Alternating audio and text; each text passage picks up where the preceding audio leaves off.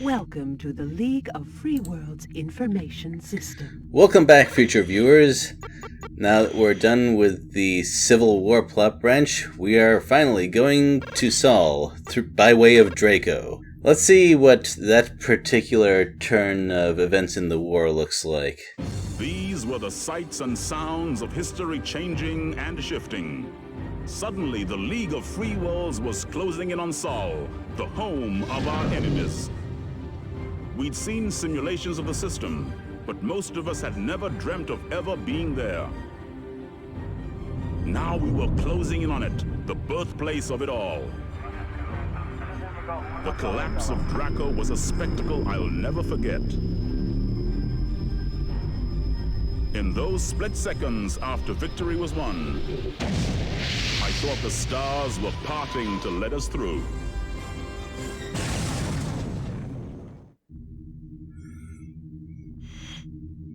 The breaching of the Sol System warp hole by the League Assault Fleet is imminent. Preparations for heavy engagement are in progress. Ammunition and craft support resources are now at maximum levels. All intelligence support units are operational. Relevant data will follow. Incoming scans reveal a minefield triggered by siren weapons on the Sol side of the warp hole. Fleet velocities and deployment levels prohibit the cancellation of this assault. The siren weapons must therefore be removed in advance of the fleet's emergence from the warp hole. Enter the warp hole and destroy the siren weapons before the League fleet is caught by the minefield. Be aware that failure to disable this minefield will result in the loss of the attack's spearhead. What you saw back there was a strike cannon, which we've observed once before. It took 2 to kill a dreadnought, apparently, and that's actually not a huge exaggeration of the damage they deal with their capital beams. We'll see a little bit more of that in a bit. For this mission, well, we have an unusual number of sirens to kill and only a single set of lasers to do it. This is Command. Estimated arrival of Dreadnought in 3 minutes. Sirens must be cleared at this time.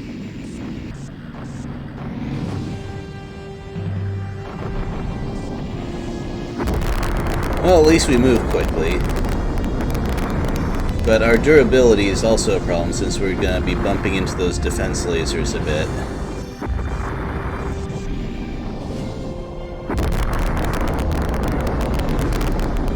I think it would be neat if there was a third categorization of ship other than fighter and fleet craft. Because these seem a little bit small to be counted as capital ships.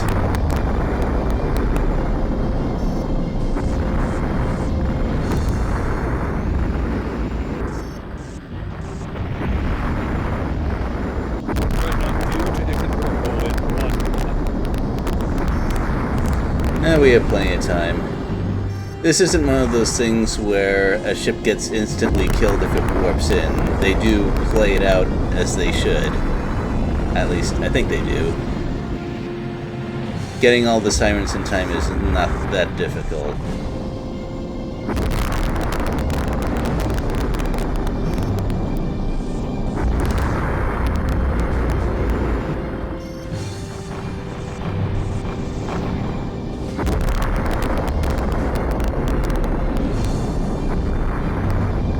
The only problem is that the enemy fighters confuse the radar a little bit when looking for the last couple of sirens. It's not too big a deal, though. A bigger deal is that sirens are one of those ships that have slightly weird hitboxes. That was a close one. Your mission is complete. Commencing jump sequence.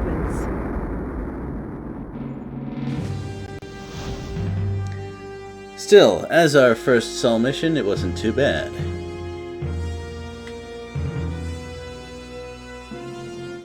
Well, the last 2 or 3 are a different story, but we're not quite there yet.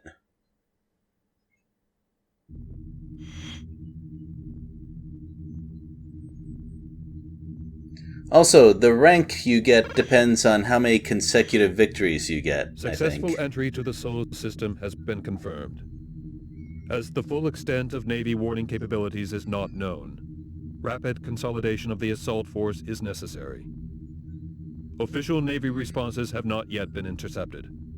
However, prompt enemy action is expected. The immediate League priority is the seizure of the Sol battle platform.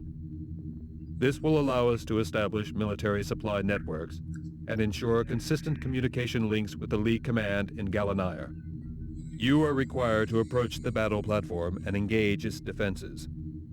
All shields and sensors must be depleted to allow a successful assault. And I think it's fair to assume that the Empire will respond fairly quickly to an attack on Sol.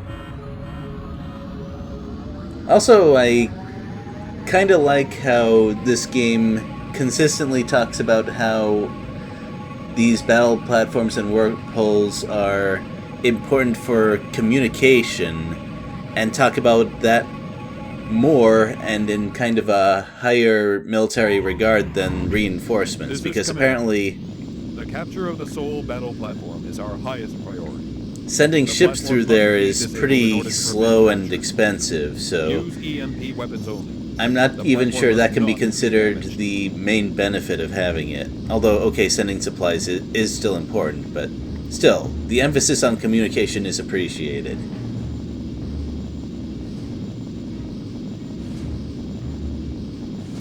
Well, and this is something I mentioned fairly early on. We've seen attacks on battle platforms before, but this time we're doing it all in one mission. Well, that being said, it's not too different from stuff we've seen before. We did do this to a cruiser not too long ago. And the process is effectively the same. But that was on a different path that you wouldn't see going towards Sol, so I guess they wanted to put that in regardless of which way the battle went. I can't say that's a bad idea.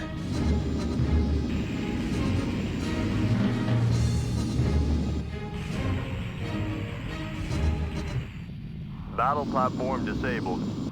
APCs have been launched. Enemy fighters have been detected. Protect the APCs. And they're just casually killing a tornado on the way to the important stuff. They go after you, so there's no real reason to worry about them.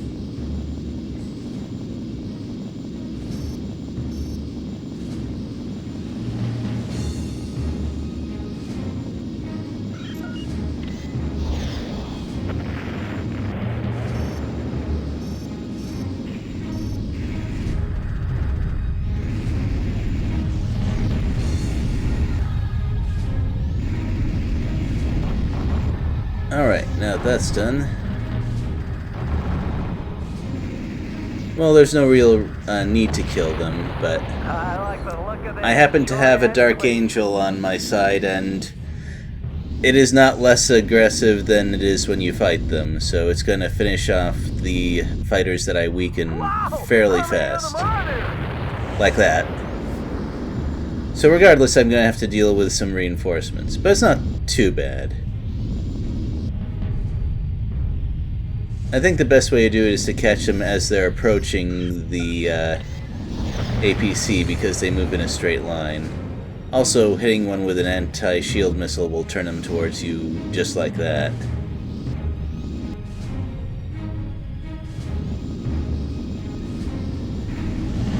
Oh, going for my ally, are you? Good luck with that.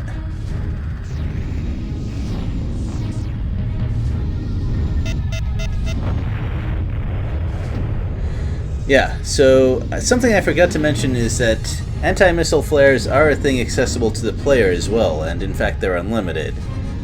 But first of all, the way I play, they tend to come from the front, and second of all, there's not a whole lot of time to throw them out, so on most occasions, it's not really a factor. There were some cases in the Alpha Centauri route that I would have done better to use them. but I actually ran into a bit of a glitch that I have since fixed that didn't allow me to do it. The platform. Well done, pilot. And there we Docking go. Sequence initiated. So far, so good. Fairly typical of the difficulty in, say, Draco or Diomedes. If you know how things work, no problems at all. That's going to change in the next mission, though. The presence of League forces within Sol has led to severe disruption within the Navy's command structure. Certain personnel have reportedly gone missing. Intelligence gathered by data sweeping indicates that the Navy's military methods are undergoing revision. It is known that League civilian installations are now to be targeted by enemy forces. All civilian engineering and medical bases established within Sol have been placed on alert. Hostile craft have been positively identified approaching a civilian starport within the Neptune zone. Provide armed support to the starport. Heavy Navy weaponry is understood to be in the region. Engage and destroy all enemy craft. I'm a little surprised that they put civilian installations in a system that they're attacking. A couple other things.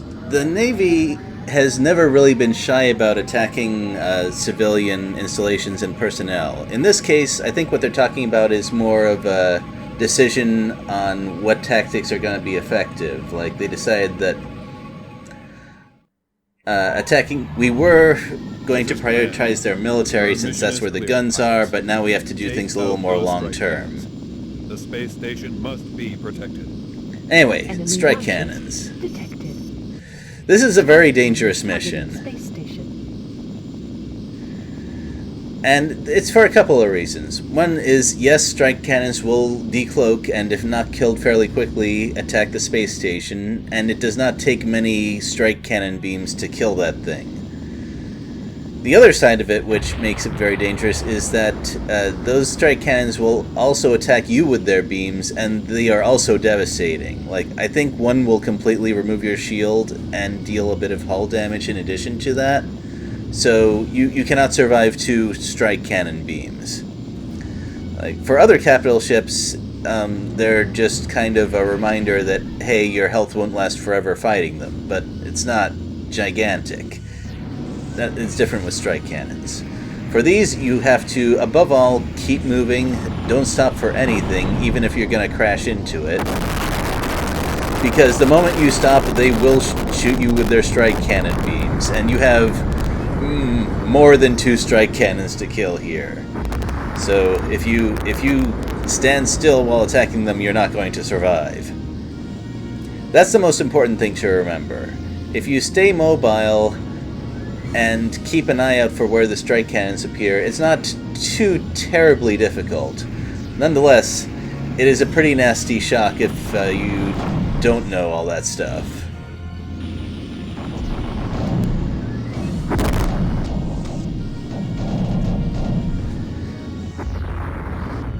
Also, if you play a little bit more slow and conservative, chances are high that you won't protect the space station either. The good news is that you have the Demon, the best bombing ship. You know that a mission is serious when they give you a Demon for it. Because it happens to be the perfect tool for taking these strike cannons down quickly. Well, especially if you're better at aiming than I am, which is not itself difficult. But I'll do a better job in the next few, I think. So what I like about this is one of those missions that it feels like the game designers kinda want the League to run into trouble here, so they give you a mission that you're rather likely to lose, at least on your first try, to send you down that path. Because it doesn't make sense that you'd have an easy time going into Sol. By the way, slowing down next to a strike cannon even when it's about to explode is dangerous. before it actually breaks into parts, like when the cracks appear and the light starts coming out, it can still use those capital beams on you. You don't want it to do that.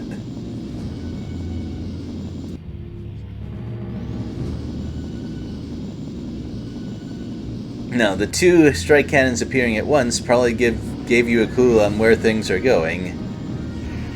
There it is. 3 at once. That's the kind of pass that you want to do on a strike cannon.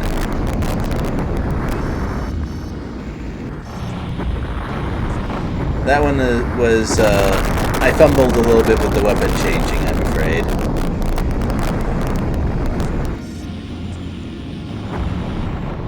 And there we go.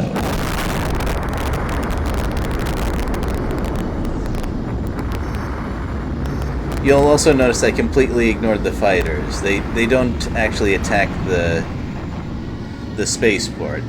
That's the strike cannon's job. And since they're going just after you, they're not really effective at anything. I don't actually need to kill these fighters, I'm just passing the time.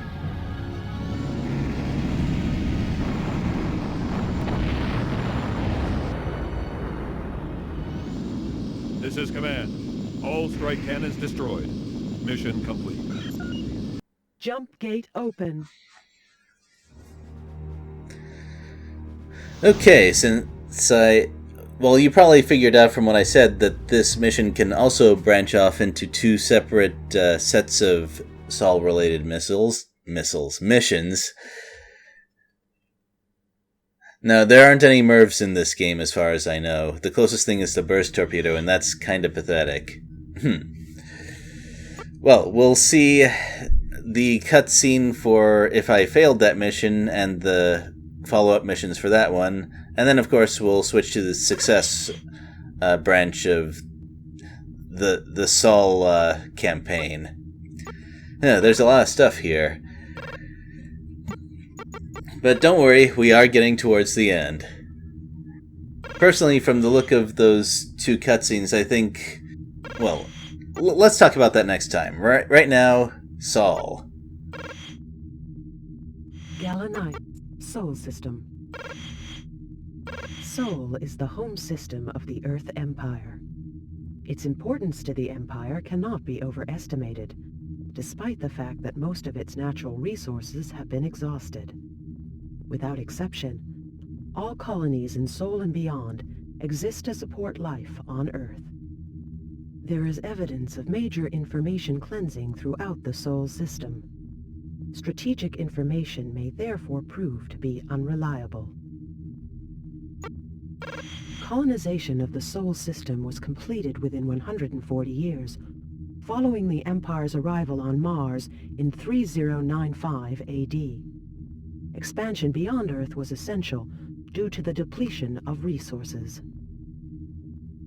Following the colonization of Pluto in 4134 AD, the Caucus for Exploratory Affairs insisted that expansion beyond Sol must be investigated. Internal memos confirm that Sol was close to exhaustion. Early probe reports suggested the possibility of sustaining a colony in the Alpha Centauri system. This was confirmed by a research team from the DGU Corporation in 4140 AD. Initial attempts to breach the warp hull led to spontaneous hardware burnup, although this information was blacked out by the military command. Freighters and militia subsequently breached the warp hull in 4175 AD. The Sol system is currently thought to be almost impenetrable. Its core defenses are unknown, as scanning operations consistently fail to produce known readings. Frequency range projections phase without warning, leading us to believe that the system is running a warp induction loop. Extreme caution essential. The entire Empire is dedicated to the defense of Sol. Well, yeah, I guess it would be. The goal of the entire Empire is basically get stuff to Earth, so it's not surprising that pretty much their best and strongest defenses are here. Well, we'll see more of that next time, I guess. Later, everyone.